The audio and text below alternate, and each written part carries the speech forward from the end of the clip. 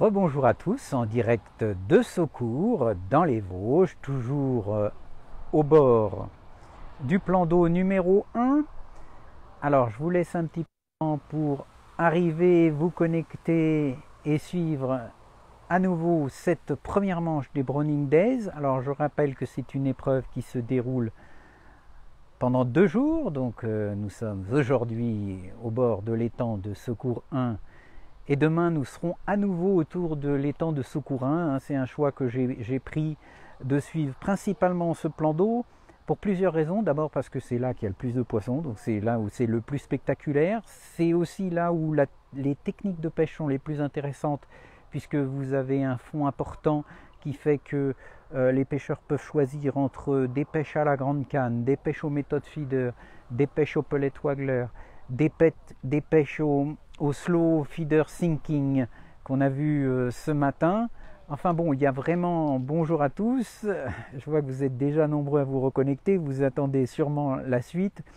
Donc on a eu la pause de déjeuner, c'est une particularité de cette épreuve. Pour rendre l'épreuve encore plus conviviale, les organisateurs de chez Browning ont décidé d'avoir une pause déjeuner à la mi-temps. Enfin pas vraiment à la mi-temps, puisque il y a eu 2h30 de pêche ce matin et il y aura 3h30 de pêche cet après-midi. Donc ils ont pu se restaurer de 12h30 à 14h.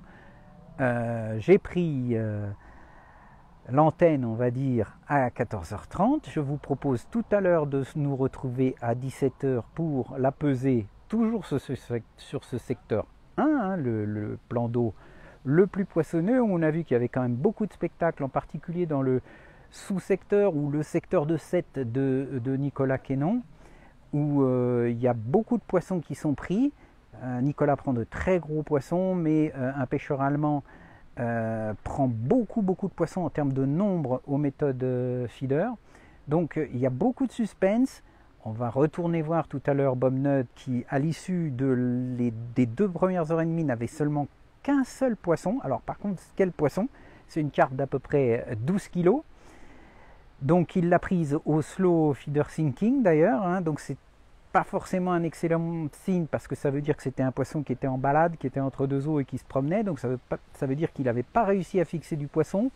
Mais avant de partir déjeuner, justement, lui, il n'a pas hésité, il a mis un bon tas d'appâts à distance de canne, en biais sur la gauche, puisque je rappelle qu'il est à une aile avec des roseaux, donc il peut espérer faire du poisson comme ça sur sa gauche. Donc on va aller voir tout à l'heure si ça a été une bonne stratégie. De toute façon, avec un seul poisson au bout de la première manche, entre guillemets, en tout cas des 2 premières heures et demie, il a intérêt à faire quelque chose. Et on sait, et Dieu sait que Bob est un pêcheur, j'ai eu l'occasion de le voir de maintes fois au championnat du monde, un pêcheur agressif qui n'hésite pas à mettre la main au bac quand il faut pour forcer la décision dans son sens. Donc je vais retourner la caméra et puis on va continuer à suivre, parce qu'il y avait quand même pas mal de pêcheurs sur ce secteur dont on n'avait pas parlé. Alors voilà, je me retourne et je vous montre ce magnifique plan d'eau quand même de Saucourt. Alors je rappelle que c'est un site qui appartient à la commune de Saucourt, c'est donc pas un site privé à proprement parler. Il fait pas trop chaud, Gabi? Non, parce qu'en fait il y a quand même... comme partout en France en ce moment, des températures qui tournent autour des 30 degrés, mais je pense qu'il fait un peu moins. Puis surtout, il y a quand même, vous voyez, en surface, un petit vent qui nous rafraîchit. Donc ça va, c'est tout à fait tenable. Surtout après une petite pause repas comme ça, c'est assez agréable. Donc, je disais que c'est un plan d'eau, enfin, ce sont des plans d'eau qui appartiennent à la commune de Saucourt, qui a beaucoup investi dans le tourisme pêche. Il y a donc ces 2 plans d'eau qui sont destinés à la pêche des carpes au cou, on va dire, ou au feeder. Ici, l'étang numéro 1, que vous voyez, qui est assez vaste quand même, puisqu'il fait à peu près 3 hectares et demi. Et un étang un tout petit peu plus petit, le numéro 2, où la pêche est un peu plus difficile. J'ai parlé ce midi avec Alban Bonato. Il m'a dit que bon, il y avait des pêches quand même autour de 15-20 kg au bout de 2h30, mais on est loin des scores qui risquent d'y avoir ici, en particulier sur le secteur dont je parlais tout à l'heure avec Nicolas Quénon et le pêcheur allemand, où je pense qu'on sera largement au-dessus des 100 kg à la fin de la journée. Donc on fera la pesée encore une fois ce soir, rendez-vous 17h, pesée à 17h30. Puis ensuite, il faudra faire assez vite pour pouvoir suivre, pas l'interview, mais la discussion avec Bob Nutt qui répondra en direct à vos questions. Mais pour l'instant, on est donc au début de l'après-midi, ça fait une demi-heure que les pêcheurs ont repris après la pause déjeuner, et donc on va suivre le reste de ce secteur du plan d'eau numéro 1. Quel beau site, oui, Michel, c'est vraiment un site magnifique. Alors encore une fois, il y a ces deux plans d'eau, mais vous avez derrière, on ne le voit pas ici, mais tout à l'heure je vous l'ai montré, plan d'eau pour les carpistes, donc pêcheurs en batterie, qui peuvent pêcher la nuit, etc. Et puis vous avez encore deux autres plans d'eau plus loin, qui sont des plans d'eau destinés, des réservoirs, comme on dit, des plans d'eau destinés à la pêche à la mouche des truites. Donc on va continuer ce secteur.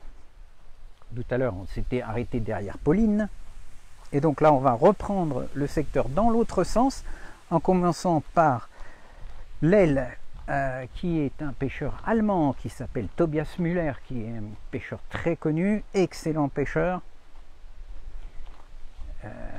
qui a d'ailleurs un poisson. Alors je vais hâter le pas pour vous montrer ça. Donc Tobias Müller qui a l'aile ici. C'est un secteur où il y a quand même pas mal de pêcheurs français. On a Kevin Duplouy, Aurélien Georges, Guy Geblaise. Donc on ira les suivre aussi pour que vous montrez un maximum de pêcheurs. Il n'y a pas que des superstars comme Bob Nutt. Il y a aussi beaucoup d'autres très très bons pêcheurs, peut-être des noms un peu moins connus, mais dans le monde de la pêche de la carpe au cou, ce sont d'excellents pêcheurs. Donc, Tobias Müller, inutile de vous dire qu'il est allemand, et que donc là, il pêche, je pense, au Pellet Waggler. Il me semble avoir vu agréner pendant que je commençais le live, il me semble avoir vu des pelets tomber en surface dans sa zone de pêche, donc je pense pas de poisson blanc. Si, il y a des poissons blancs à Saucourt, mais enfin, effectivement, les carpes, tout le monde mise sur les carpes. D'ailleurs, on m'a posé la question tout à l'heure pour savoir si les éches animales étaient interdites. Absolument, Benjamin, il a remporté déjà les Browning Days, mais on me demandait si les éches animales étaient interdites. Non, non, elles sont limitées à 2 litres. Mais je vois pas trop l'intérêt d'utiliser des asticots ou d'autres éches animales. Alors peut-être le ver de terreau, c'est une stratégie qui forcer avec et ensuite pêcher au ver de terreau. Donc je particulier là, il a beaucoup une technique maîtrise parfaitement et qui est assez. Alors, le va arriver, on va vous montrer la première prise. C'est bien, il n'y a pas trop de temps à attendre. J'ai connu des championnats un peu plus difficiles à suivre où il fallait attendre des demi-heures, voire des heures entières pour pouvoir voir un poisson de sortie. Là, on a du compte. Il y a toujours de l'activité. Où qu'on tourne la tête, on voit des pêcheurs prendre des poissons. C'est aussi ça qui fait le succès de la pêche dans ce type de plan d'eau par rapport aux pêches classiques de blanc, où effectivement des fois il y a des concours où malheureusement les pêcheurs sont faibles. Donc ça explique pourquoi ce type d'épreuve a autant de succès. Parce que même si on est dernier, au moins on a passé une bonne journée, on a eu de la touche.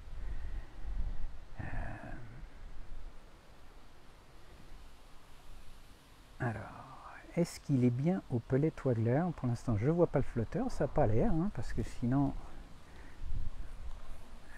peut-être qu'il... Non, d'ailleurs, le sion a l'air plutôt d'être un sion Kiver, donc il a abandonné le Pellet Waggler, sûrement qu'il pêche soit au plomb, soit aux méthodes feeder.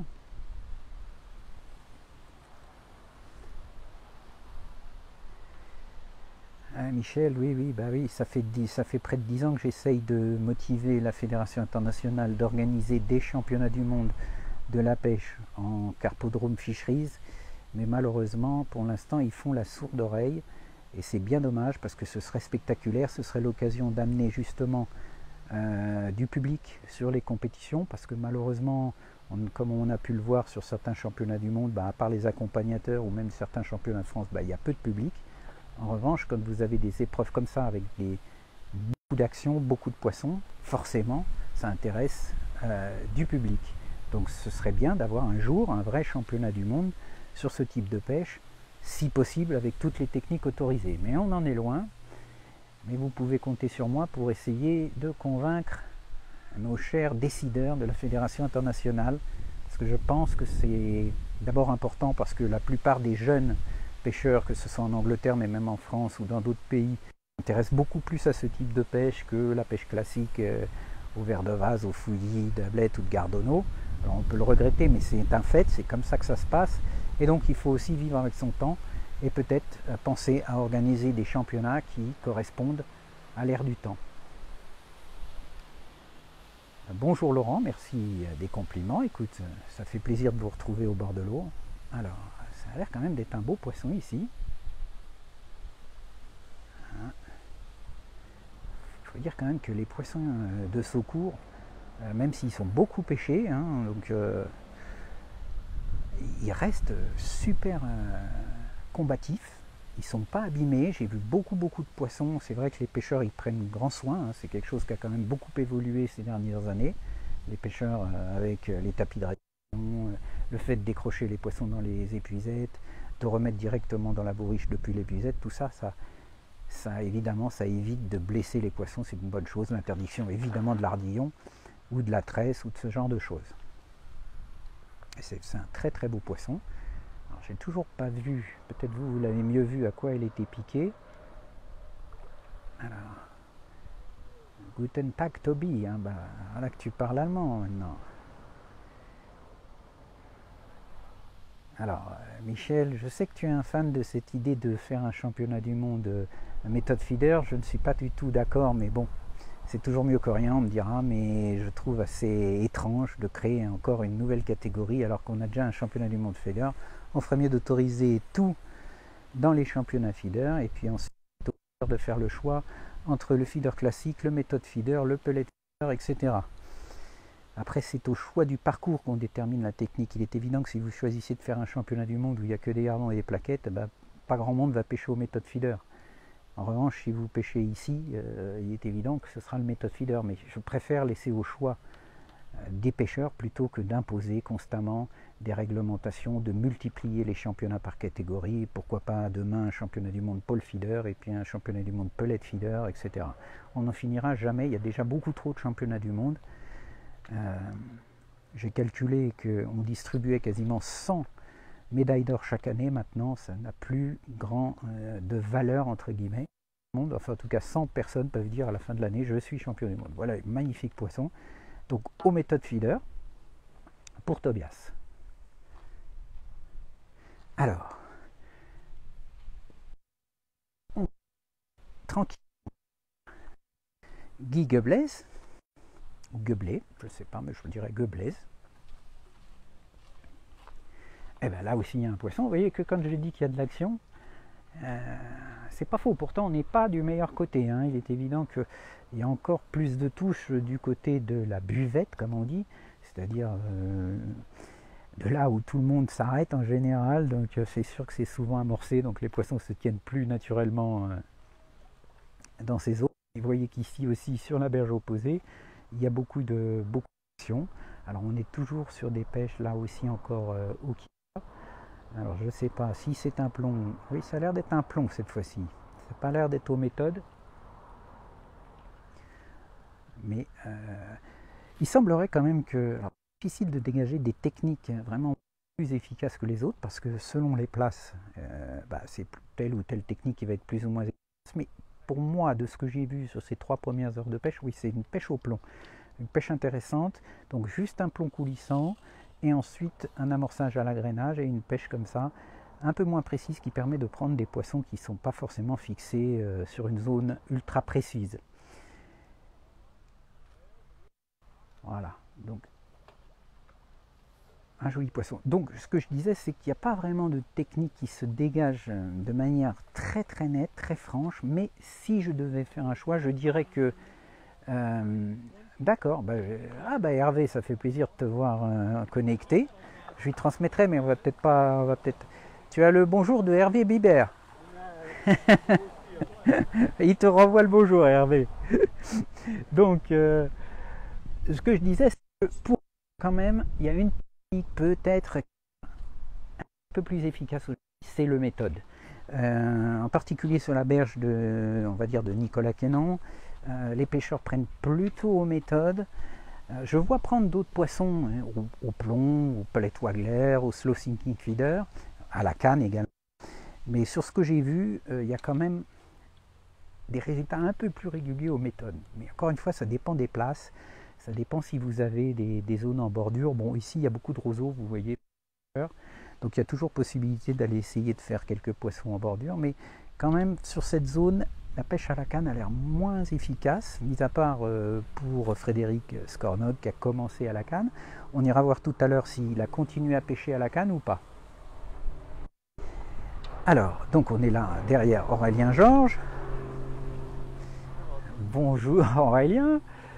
Du méthode feeder. Ben, j'essaie Michel, mais bon. Dans tous les cas, il faut qu'on autorise ce type de pêche. Alors, il pêche également, donc ce que je disais, aux méthodes feeder. Alors là, par contre, il pêchait avec un dumbbell blanc. Hein, je l'ai expliqué, c'est important quand même la couleur. Alors, il va passer au pellet waggler. La couleur du dumbbell ou du pellet, hein, vous pouvez avec un pellet traditionnel aux méthodes. Vous pouvez même pêcher avec du maïs ou même des asticots sur une bague. Enfin, en général, on pêche soit avec des dumbbells, soit avec des wafts.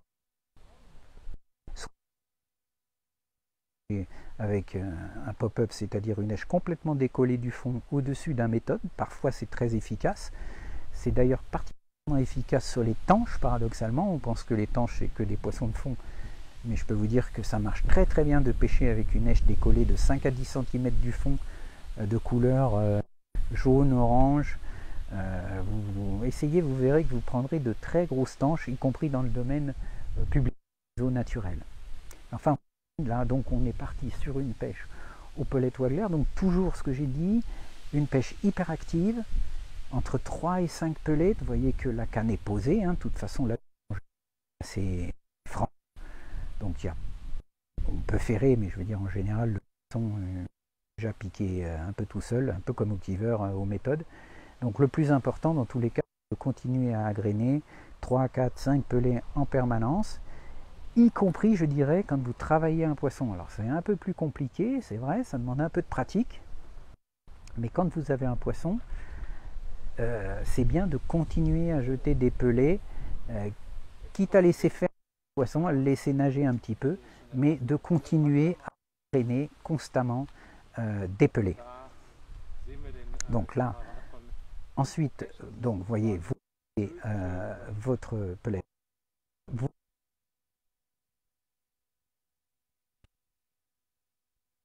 Vous laissez la ligne en place, vous montez rapidement sur la ligne de manière à refaire des naturellement. Hein. Je rappelle que sur la ligne, il n'y a pas de plomb. Il y a juste un waggler qui est lesté à la base. Et la ligne, il y a 1 mètre en général, 50 cm, 1 mètre de fond. Un émerillon pour éviter de vriller le bas de ligne, mais c'est tout. Pellet en direct, dommage, pas piqué. Mais en tout cas, une fois que le pellet a traversé toute la couche d'eau et qu'il est arrivé à peu près à la longueur de votre bas de ligne, donc environ 1 mètre, ça ne sert à rien de le laisser en place parce qu'une carpe, elle a peu de chances de prendre complètement immobile entre deux eaux. Il faut vraiment que votre pellet soit en même mouvement que ceux que vous agrénez. C'est important d'agréner, mais aussi pour avoir votre èche qui est fixée à la au milieu, c'est à la fronde. Voilà, tout le secret de la pêche au pellet waggler, c'est ça. Le reste, la taille du flotteur, la taille des pellets que vous lancez, tout ça, ça dépend beaucoup en fait de la distance de pêche. Donc pour avoir un certain confort, il ne faut pas forcer non plus comme une vache sur la canne pour pouvoir lancer. Donc choisissez un plus lourd. Si vous n'arrivez pas à la bonne distance, c'est tout simple. Vous prenez un flotteur plus lourd, ça ne changera rien. C'est pas comme à la pêche au cou. Le poids du flotteur influence la présentation de l'èche. Là, vous n'avez pas de plomb sur la ligne. Donc si vous voulez pêcher à 25 mètres et que vous n'y arrivez pas avec un flotteur de 6 grammes, bah, vous prenez un waggler de 8 grammes. C'est aussi simple que ça. Si vous n'y arrivez toujours pas, bah, vous prenez un 10 grammes. Ça change. Alors, on va continuer. Et arriver derrière Cédric Hulin, qui lui est aussi au moulinet. Hein. On voit que quand même sur ce secteur, c'est la pêche au moulinet qui l'emporte, avec toujours un agrénage de pelé. Alors en revanche, il pêche soit au plomb, soit aux méthodes. Encore une fois, il semblerait quand même que ce soit les techniques les plus favorables en ce moment. On va continuer et on va aller voir Kevin Duplouy. Alors Kevin, ah ben voilà, il suffisait que je dise que tout le monde pêche au moulinet pour que Kevin pêche à la canne. Voilà, comme ça fait un peu de spectacle, on voit quelque chose d'un peu différent. Alors, donc là, vous voyez que en bout de canne, il y a une sacrée coupelle quand même, donc une mini coupelle qui est déjà de bonne taille. Donc amorçage en bout de fion, vous voyez que la bannière est réduite au minimum. Hein. C'est un peu logique, si vous mettez vos appâts, vous avez vu la touche directe, hein. Si vous mettez vos appâts qui tombent de la pointe du fion de la coupelle, forcément vous avez intérêt à avoir une bannière super courte pour que votre ligne se présente dans le nuage d'appât qui va descendre de la coupelle.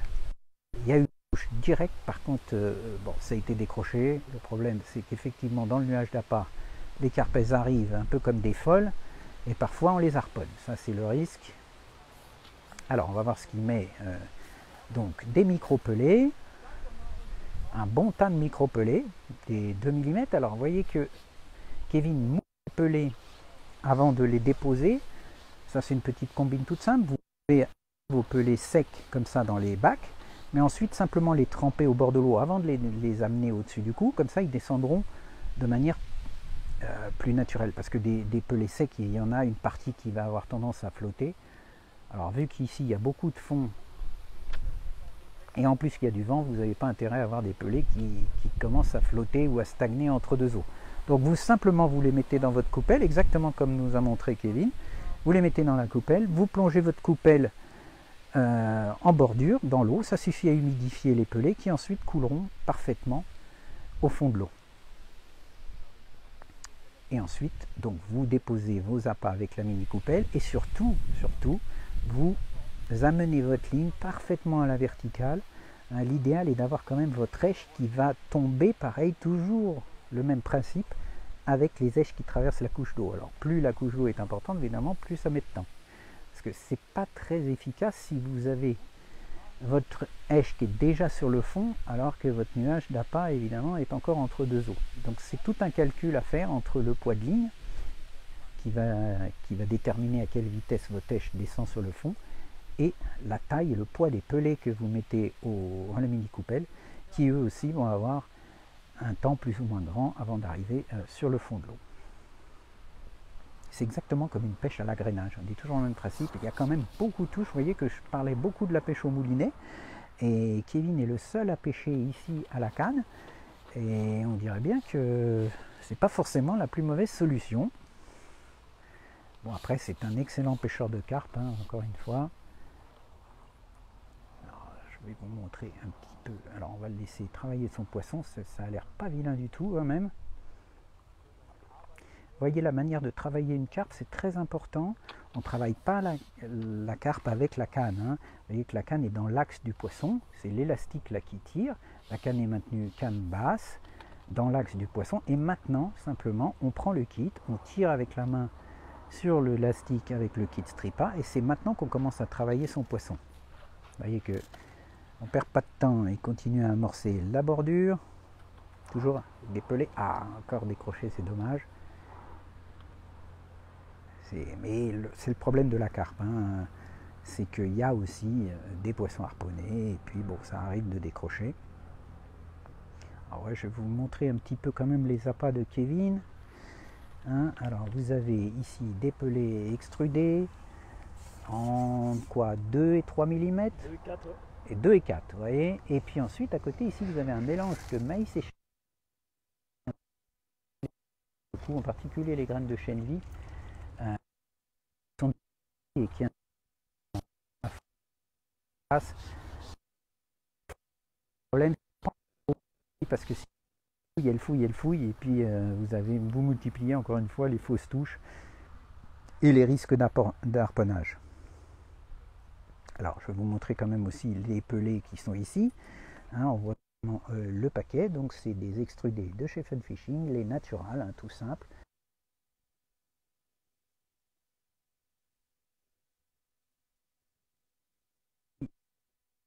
En Bretagne. Ensuite, on a donc Kilian Fusselberger. Donc inutile de vous dire que c'est un pêcheur allemand. Alors je regarde un peu bien. Il a, comme tout le monde, des pelettes Wagler, des méthodes feeder. Il n'y a rien de spécifique. Vous voyez que là, il a quand même son pellet Wagler. Il est un peu différent de ce qu'on a pu voir. Quand même pas mal de pellets. Bon, là, il est de couleur. Mais bon, c'est une grosse. L'antenne, honnêtement, ici, ça ne sert pas à grand chose parce qu'on est sur des pêches de carpe. C'est particulier en Angleterre quand ils pêchent les F1. Hein, les F1, je rappelle que c'est un croisement entre les carpes et les carassins. Donc c'est un poisson qui grossit pas énormément, qui est assez subtil et qui est réputé, comme les carassins d'ailleurs, pour faire de toutes petites touches.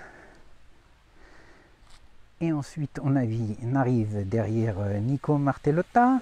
Ça va être donc le dernier pêcheur de ce sous-secteur, hein, puisque je rappelle qu'il y a 4 secteurs ou 2 secteurs exactement au même. Hein, vous choisissez. Donc où se trouvent Tobias Muller, Aurélien Georges, Cédric Hulin, Kevin Duplouy. Donc encore une fois un beau secteur de pêcheurs qui sont quand même des spécialistes du carpodrome.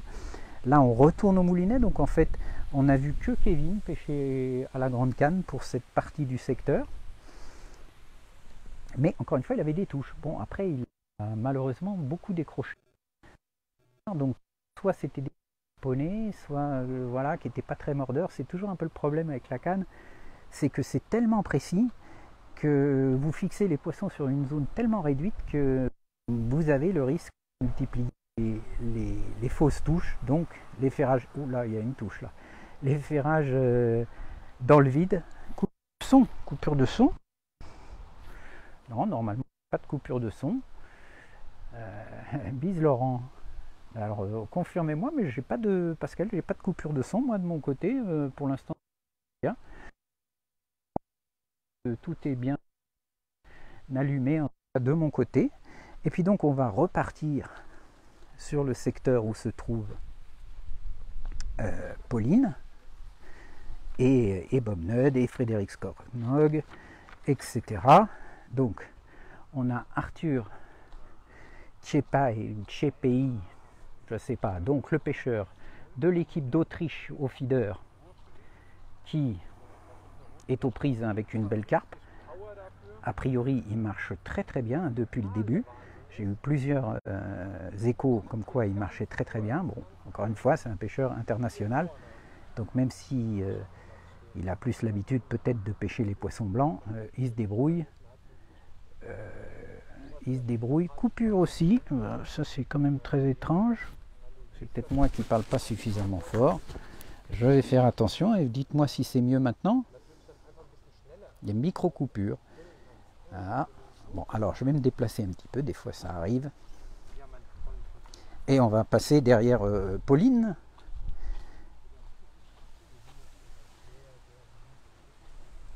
Alors Pauline, elle a à nouveau un très beau poisson. Alors on l'a quitté tout à l'heure, juste avant la pause de midi, avec une carpe, et on la reprend maintenant encore une fois avec une magnifique carpe.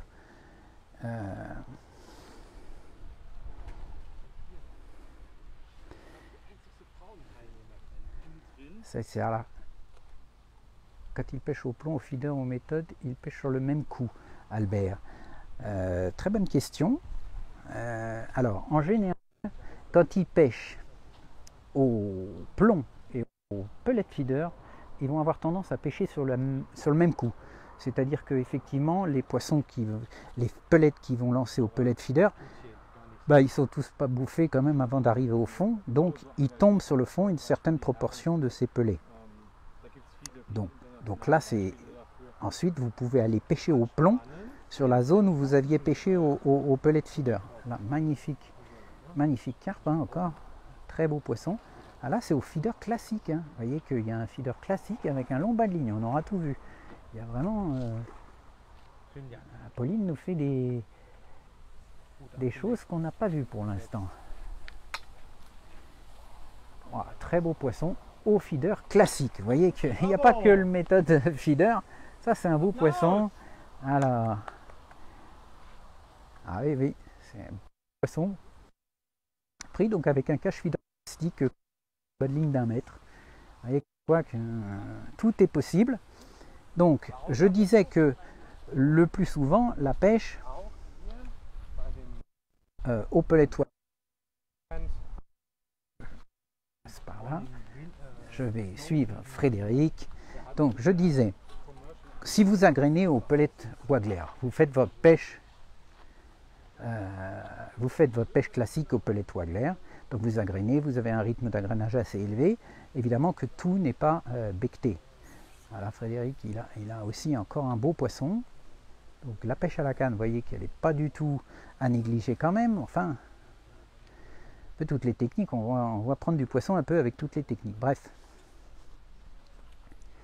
Donc, vos pellets qui ne sont pas bouffés quand vous agrénez au pellet waggler tombent sur le fond.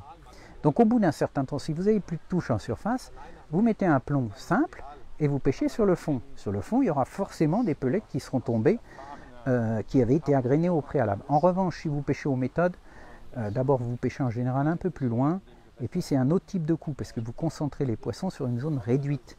Alors que si vous pêchez au plomb ou si vous pêchez au pellet waggler, forcément vous pêchez sur une surface plus grande, puisque c'est un agrénage dans les deux cas. Donc c'est pas les mêmes coups si vous pêchez méthode feeder et pellet waggler. En revanche, ça peut être même coup si vous pêchez pellet waggler et plomb. Voilà. J'ai répondu à la question, je crois. Donc là, on voit que c'est quand même un sacré beau poisson, j'ai l'impression encore. Alors, on va s'approcher, comme ça, vous allez voir un peu le travail du poisson avec le stripper. Donc là, pour l'instant, surtout, Frédéric essaye de maintenir le poisson près du fond. Hein. Il ne faut pas le monter en surface trop vite. L'idée, c'est plutôt de le monter en surface au dernier moment pour essayer de le choper avec l'épuisette. Parce que, évidemment, une carpe, elle n'aime pas voir le jour. Donc, en général, elle repart 2 fois plus vite qu'elle est arrivée quand elle voit le soleil. Surtout aujourd'hui, il y en a. Donc voilà, vous voyez qu'il travaille canne basse sur le côté. Il porte des gants. Bah oui, bah c'est-à-dire qu'effectivement, il porte des gants, mais il fait très chaud et le carbone, ça a tendance à chauffer. Et donc ça peut brûler un peu les mains, et puis voilà, et puis quand il faut aller vite pour ramener des poissons, ou surtout pour ramener des appâts, etc., effectivement une canne glisse très bien dans des gants, ça ne dérange pas en plus pour décrocher les poissons, puisque dans tous les cas les poissons sont décrochés dans l'épuisette, donc vous n'avez pas besoin. Ah, magnifique combat, vous voyez que là,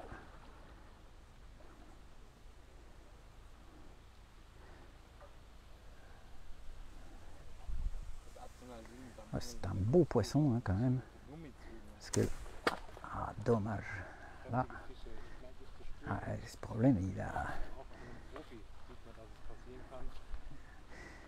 poisson décroché. Bon, encore une fois, on a vu avec Kevin, problème de la canne, on décroche quand même plus que quand on pêche au moulinet. Hein. Parce qu'évidemment, l'élastique, ça tire assez fort. Il suffit que le poisson soit piqué un peu au bord. Et puis bah, ça finit par s'arracher un petit peu et à se décrocher. Donc là, vous voyez qu'il dépose du maïs. Alors c'est pas une pêche de bordure, c'est une pêche 3/4 côté. Je dirais que c'est à 5 mètres du bord peut-être, mais en biais. Alors encore une fois, ça doit être au moment du sondage, Frédéric a dû voir qu'il y avait une petite marche ou une petite cuvette. Et donc il a décidé de déposer son tas de maïs là. Mais on va voir s'il pêche effectivement là ou s'il pêche... non, il a l'air de pêcher beaucoup plus en surface. Non, non, non, il pêche vraiment... Alors vous voyez que là, il multiplie les coups, parce que quand on l'a vu au tout début de la Manche, Frédéric pêchait au large, hein, à 11-13 mètres. Ça veut dire qu'il a fait un coup au large à la canne, il a fait un coup en biais comme ça sur la gauche ce qu'il vient d'amorcer avec le maïs à environ 5 mètres du bord, mais là il est en train de pêcher, alors vraiment la bordure à 1 mètre du bord, hein, 1 mètre de, il y a les roseaux, on va dire que c'est à 1 mètre du bord avec un tout petit flotteur.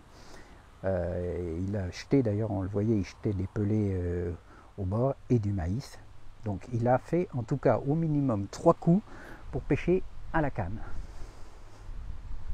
Vous voyez que c'est une pêche particulièrement active et qui laisse le choix aux pêcheurs, un choix immense aux pêcheurs entre les différentes techniques au moulinet, à la canne, plus les distances de pêche, et pêcher à droite et pêcher à gauche, surtout comme ici où on a quand même des, voyez, des belles zones de roseaux à exploiter en bordure. En plus souvent, alors on ne prend pas forcément des millions de poissons en bordure, hein, mais souvent c'est des gros poissons qui rasent les bords comme ça, donc ça peut être vraiment très efficace pour prendre un poisson ou deux, ou simplement laisser reposer un coup. C'est-à-dire que là par exemple, Frédéric vient de décrocher ce beau poisson, il a peut-être décidé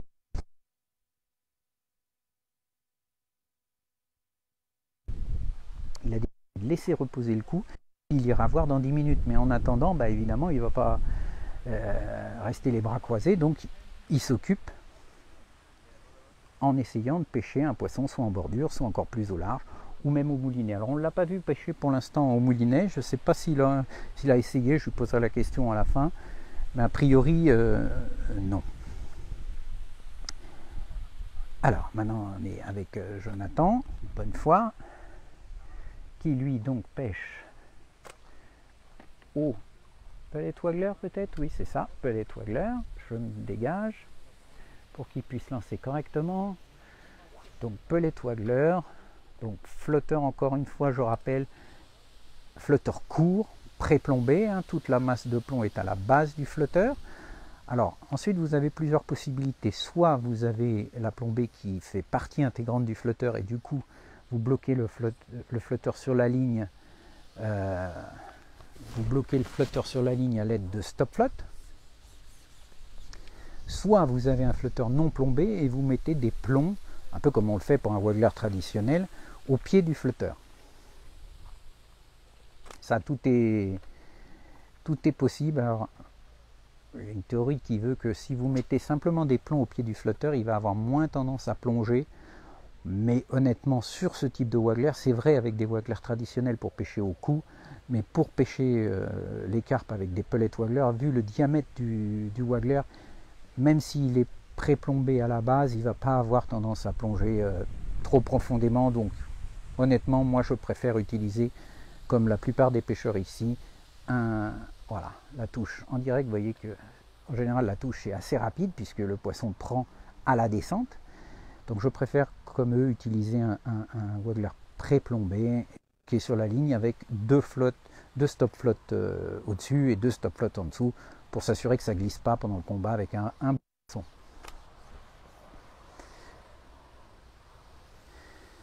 Donc,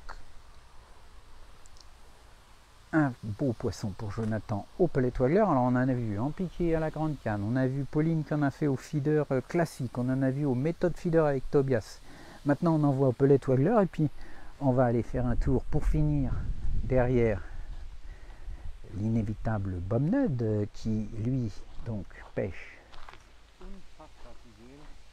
Ah oui, là il y a des fouilles par contre, il y a beaucoup de fouilles, donc ça veut dire qu'il y a du poisson sur le coup. C'est ce qu'il disait ce midi au moment donné. Poissons parce qu'ils sont là, en général ils passent pas inaperçus. On voit beaucoup de fouilles. En tout cas il y a beaucoup de fouilles autour de son flotteur. Donc c'est preuve que quand même peut-être les beaux poissons commencent à rentrer à distance de grande canne. Puisque je rappelle que pendant les 2 premières heures et demie, il n'a pris qu'un poisson et il l'avait pris au slow feeder sinking, c'est-à-dire quelque chose, un poisson qui a mordu entre 2 eaux, pas un poisson fixé sur un coup amorcé, c'est plutôt un poisson en balade. Donc on va rester un petit moment là derrière Bob parce que ça fouille quand même sacrément sur le coup. Alors soit on va avoir des fausses touches, soit il risque d'harponner, ou alors, on l'espère pour lui, de piquer par la gueule. En tout cas, il est, je le rappelle, Nicolas Quenon, qui lui a que des gros poissons, donc on va dire qu'on est quand même dans le même profil d'étang, en sachant quand même que la place de Bob est beaucoup plus profonde que celle de Nicolas Quenon, qui peut pêcher avec simplement un kit de 2 brins, ce qui est quand même assez confortable. Et évidemment, par ces chaleurs, souvent les poissons se tiennent quand même dans ces zones de bordure pas trop profondes. Donc c'est pour ça, je pense que Bob a plus de mal à amener du poisson dans ces grands fonds. Il est sur la zone la plus profonde du plan d'eau, ici ce coin d'étang. Hein. Je vous remonte quand même, là on est dans le coin de l'étang. Hein. On ne peut pas être plus dans le coin. Et c'est le genre de poste qui est tout bon ou tout mauvais. Hein. Soit il arrive à attirer ces gros poissons, hein, parce qu'il a fait qu'un poisson, mais son poisson il fait 12 kilos. Donc ça veut dire qu'il y a du gros poisson dans la zone. Soit il arrive à rentrer quelques gros poissons exactement comme Nicolas Quenon, soit ce sera très difficile pour lui.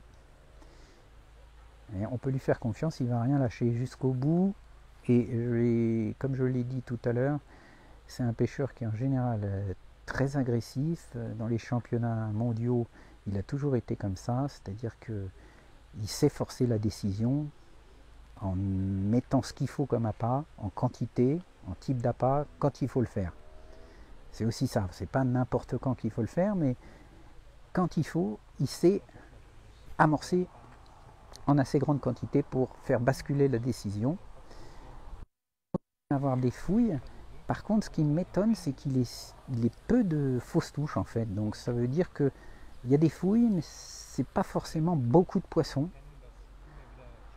Parce que s'il y avait beaucoup de poissons en activité sur le coup, on verrait des coups dans l'antenne du flotteur, on verrait, parce qu'il pêche avec une ligne ultra légère, là il est peut-être en 0,40 ou quelque chose comme ça, comme flotteur. Donc si vous avez une carpe de 5-10 kg qui nage aux alentours du flotteur, forcément le flotteur il se met à bouger, à faire ce qu'on appelle des fausses touches. Alors, à leur niveau, ils ne vont pas confondre ça avec une vraie touche, hein, parce que le flotteur, en fait, il fait un choc, il bouge, il se déplace ou il tremble sur place. Il ne faut évidemment pas ferrer à ce moment-là et attendre que la touche soit beaucoup plus franche. Et là, c'est étonnant, compte tenu des fouilles qu'il peut avoir, qu'il n'y ait pas plus d'activité au niveau du flotteur. Paradoxalement, c'est souvent une bonne indication quand même quand vous pêchez la carpe sur la présence ou pas de beaux poissons, leur densité, leur activité, évidemment. Plus vous avez de fausses touches, alors il pêche quand même avec un gros pelet à l'hameçon. Hein. Là, on voit qu'il n'est pas pour pêcher les petits carpeaux de 2 kg. Je pense qu'il avait mis au moins un 6 mm à l'hameçon. Alors là, il est en train de changer. Alors, est-ce qu'il va retourner au moulinet ou est-ce qu'il... Non. Ah, il va mettre à nouveau des appâts. C'est ce que j'ai dit tout à l'heure. Quand il faut, Bob est assez agressif au niveau de l'amorçage. Il était réputé pour ça quand il pêchait en équipe d'Angleterre, pour être quelqu'un qui a souvent la main lourde, mais ça lui a permis d'être 4 fois champion du monde, en particulier, je m'en souviens très bien, en 99 en Espagne, où c'était une pêche de carpe. C'était les tout débuts de la pêche de la carpe. Alors c'était pas en fisheries ni carpodrome, c'était en rivière. Mais il avait été impressionnant, et d'ailleurs je crois que son record de poids pris en 2 jours lors d'un championnat du monde tient encore. On en a parlé hier, je crois qu'il m'a dit ça. On lui redemandera confirmation ce soir à 19 h si on discute avec lui, mais je crois que le record de poids pris en championnat du monde, bah, c'est toujours Bob Nutt qui le détient. Alors je vais m'en reculer parce que là il va pêcher maintenant aux méthodes. En tout cas, maintenant, on va refaire le tour. Moi, ce que je vais faire, c'est que je vais revérifier un peu tout le matériel et puis je vais vous donner rendez-vous, donc comme je l'ai dit, à 17 h, une demi-heure avant la fin de la manche, pour la fin de cette première manche des Browning Days, et puis suivre un petit bout de la pesée du secteur de Nicolas Quenon avec le pêcheur allemand qui prenait beaucoup de poissons aux méthodes feeder ce matin en tout cas. On va suivre cette partie de la pesée. Et puis ensuite, à 19 h, donc, le rendez-vous avec Bob Nutt qui répondra à toutes vos questions. Merci à tous et à tout à l'heure.